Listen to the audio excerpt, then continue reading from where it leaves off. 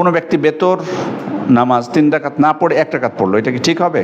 অথবা বেতর নামাজ বাধ্যতামূলক কয় রাকাতই পড়তে হবে এবং কীভাবে পড়বে সঠিক নিয়মটা একটু বলে দেবেন প্লিজ। আবার বেতরের নামাজের শেষের রাকাতে সূরা ফাতিহার পর সূরা ইখলাসই কি পড়তে হয়?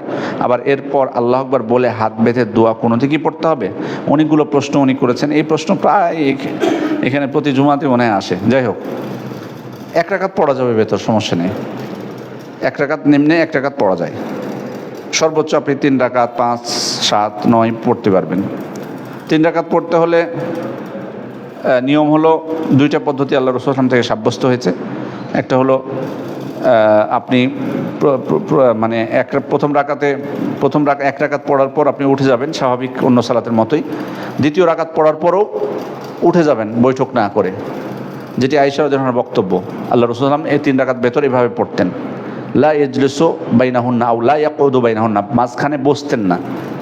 তৃতীয় রাকাতে যে আপনি একবারে বৈঠক করবেন, এটা হলো একটা পদ্ধতি। আরেকটা পদ্ধতি ইবনে ওমর রাদিয়াল্লাহু আনহু থেকে বর্ণিত হয়েছে, সেটি হলো 2 রাকাত পড়বেন স্বাভাবিকভাবে, দিয়ে সালাম ফিরিয়ে দিবেন, তারপরে 1 রাকাত আলাদাভাবে পড়বেন। এই 2টি পদ্ধতি আল্লাহ রাসূল সাল্লাল্লাহু আলাইহি ওয়াসাল্লাম থেকে সাব্যস্ত হয়েছে। আচ্ছা, ওনার আরও প্রশ্ন আছে। উনি বলছেন বেতরের সালাতের শেষের রাকাতে সূরা ফাতিহার পর কি ইখলাসই পড়তে হবে? এটা শুধু শেষ রাকাতে না, প্রথম রাকাতে সূরা ফাতিহার পর সূরা আলা, দ্বিতীয় রাকাতে সূরা ফাতিহার পর সূরা আল কাফিরুন এবং তৃতীয় রাকাতে সূরা আল ফাতিহার পর ইখলাস পড়াটা সুন্নাত। কিন্তু কেউ যদি না পড়ে অন্য সূরা পড়ে কোনো অসুবিধা নেই। আবার এরপর আল্লাহু আকবার বলে হাত বেঁধে দোয়া কুনুত পড়তে হবে। আসলে যদি আমি দোয়া কুনুতটা রুকুর আগে পড়ি, আপনাকে তাকবীর দেওয়ার আর প্রয়োজন নেই। উল্টা তাকবীর বলে তাকবীর একটা বলা হয় আমাদের সমাজে, এটার কোনো ভিত্তি নাই।